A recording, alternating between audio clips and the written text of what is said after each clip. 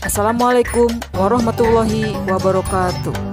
Selamat pagi, selamat datang di channel Pengantar Ilmu Ekonomi, channel pendidikan atau edukasi. Jangan lupa klik tombol subscribe dan aktifkan notifikasinya. Hari ini pembahasan kita mengenai definisi ekonomi dan permasalahannya. Sebelum membahas pengertian ilmu ekonomi, terlebih dahulu perlu diketahui mengapa ilmu ekonomi penting untuk dipelajari. Ilmu ekonomi berasal dari adanya kesenjangan atau gap antara sumber daya yang tersedia dengan keinginan atau need manusia. Sumber daya tersebut bersifat terbatas, sedangkan keinginan manusia bersifat tidak terbatas. Berdasarkan kesenjangan tersebut, kemudian timbul masalah. Bagaimana cara menggunakan sumber daya yang sifatnya terbatas tersebut untuk memenuhi kebutuhan manusia yang sifatnya tidak terbatas? Masalah ini kemudian dapat dirinci menjadi bagaimana cara meminimumkan penggunaan sumber daya yang sifatnya terbatas untuk memenuhi kebutuhan manusia yang sifatnya tidak terbatas dengan jumlah tertentu, atau bagaimana cara memaksimumkan kebutuhan manusia yang sifatnya tidak terbatas dengan menggunakan sumber daya yang sifatnya terbatas dalam jumlah tertentu. Sumber daya terdiri dari sumber daya alam atau natural research, sumber daya manusia atau human research, dan sumber daya buatan manusia atau man-made research. Sumber daya alam adalah segala sesuatu yang ada pada alam atau yang telah disediakan oleh alam seperti tanah, air, hutan, dan lain sebagainya. Sumber daya manusia adalah penggunaan tenaga dan pemikiran yang dimiliki manusia dalam melangsungkan kehidupannya. Sedangkan sumber daya ciptaan manusia adalah segala sesuatu yang diciptakan oleh manusia untuk memproses produksi sumber daya alam yang dapat memenuhi kebutuhannya. Jadi, mengapa ilmu ekonomi itu penting? Karena untuk memperoleh hasil yang efisien dalam menyelesaikan masalah-masalah kesenjangan atau gap antara sumber daya research yang tersedia dengan keinginan atau need manusia. Apakah ilmu ekonomi itu? Ilmu ekonomi adalah ilmu sosial yang mempelajari tentang perilaku manusia dalam menggunakan sumber daya yang terbatas atau langka untuk memenuhi kebutuhannya berupa barang atau jasa. Ilmu ekonomi dianggap sebagai disiplin ilmu ekonomi tahun 1776, yaitu sejak Adam Smith menulis bukunya yang berjudul An Inquiry into the Nature and Causes of the World of Nation. Kata ekonomi berasal dari Yunani, yaitu oikos, berarti keluarga atau rumah tangga, dan nomos berarti peraturan, aturan, atau hukum, sehingga diartikan secara sederhana aturan rumah tangga atau manajemen rumah tangga. Hukum kelangkaan untuk memenuhi kebutuhan manusia itu sendiri sebagai konsekuensi menggunakan sumber daya yang terbatas atau adanya kelangkaan. Kelangkaan berarti tidak semua kebutuhan manusia dapat dipenuhi, sehingga memaksa manusia tersebut untuk memilih atau membuat pilihan dari beberapa alternatif yang ada. Adanya kelangkaan memaksa manusia untuk memilih dan membuat keputusan. Dengan melakukan pilihan dan membuat keputusan, pemenuhan atas suatu kebutuhan tertentu memiliki implikasi mengorbankan kebutuhan yang lain. Pilihan-pilihan tersebut dibatasi oleh kendala, baik berasal dari sumber-sumber ekonomi maupun dibatasi oleh politik, peraturan, tradisi, dan juga moral. Sehingga muncullah yang dinamakan hukum kelangkaan atau law of scarcity, yang menyatakan bahwa sumber-sumber bersifat langka dan dapat digunakan secara alternatif tersebut. Maka dengan ilmu ekonomi harus dapat memberikan petunjuk bagaimana penggunaan sumber-sumber ekonomi tersebut sebaik-sebaik mungkin dan seefisien mungkin. Lalu, apa saja sumber-sumber ekonomi tersebut? Sumber ekonomi yang dimaksud adalah faktor-faktor yang digunakan dalam proses produksi sebagaimana yang dikehendaki. Faktor-faktor produksi tersebut terdiri dari satu, sumber alam, yaitu tanah dan kandungan yang ada di dalamnya berupa barang tambang, hasil hutan, mineral lainnya seperti air yang dibendung untuk irigasi atau sebagai pembangkit listrik, dan lebih luasnya lagi termasuk iklim, topologi, kesuburan tanah, dan lain-lain. 2.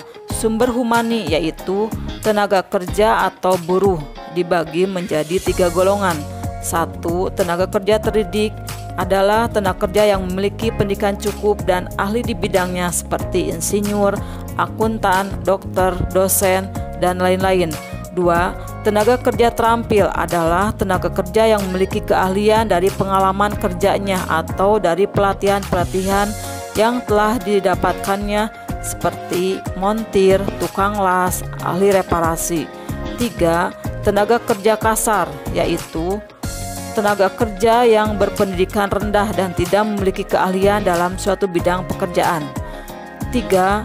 Modal, yaitu benda yang diciptakan oleh manusia dan digunakan untuk memproduksi barang atau jasa yang mereka dibutuhkan, seperti mesin-mesin, gedung, alat-alat lainnya.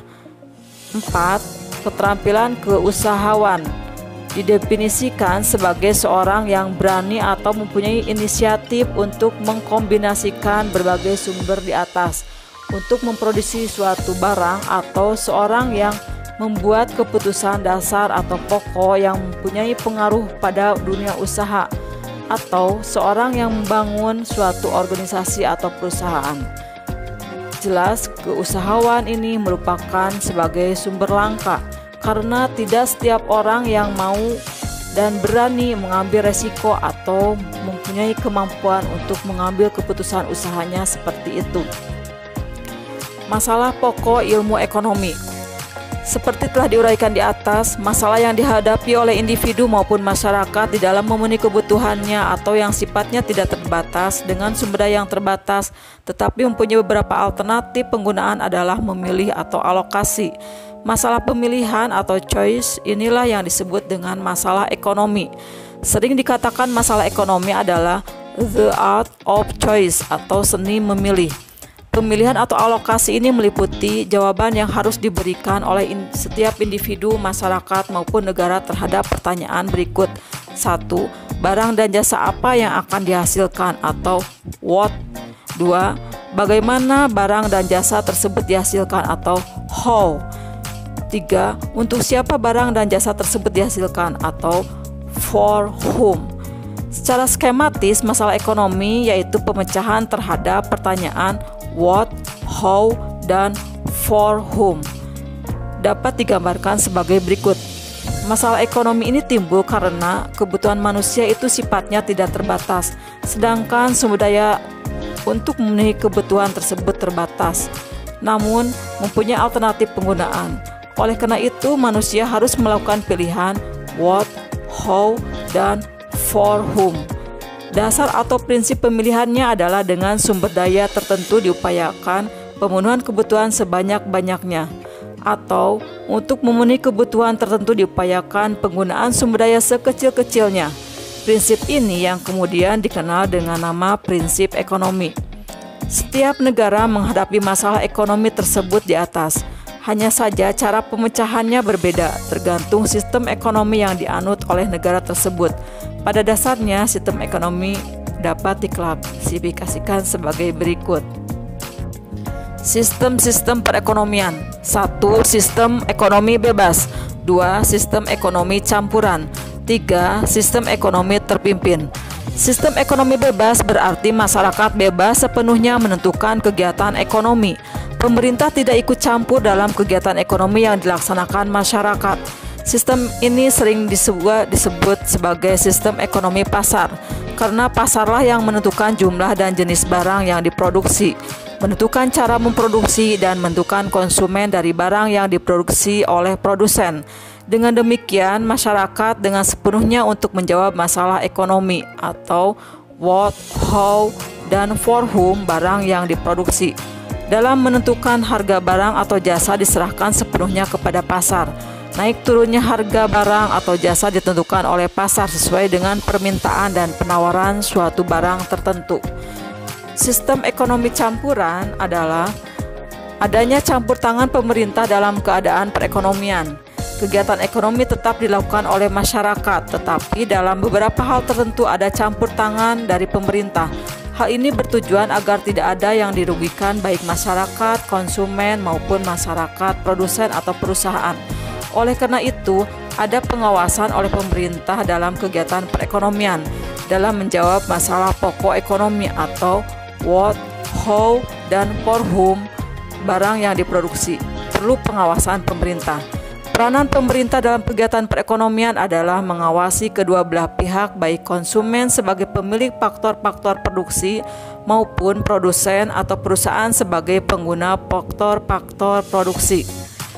Sistem ekonomi terpimpin merupakan kebalikan dari sistem ekonomi bebas, di mana pemerintah sepenuhnya menentukan kegiatan ekonomi. Masyarakat konsumen tidak bebas menggunakan faktor-faktor produksi yang dimilikinya.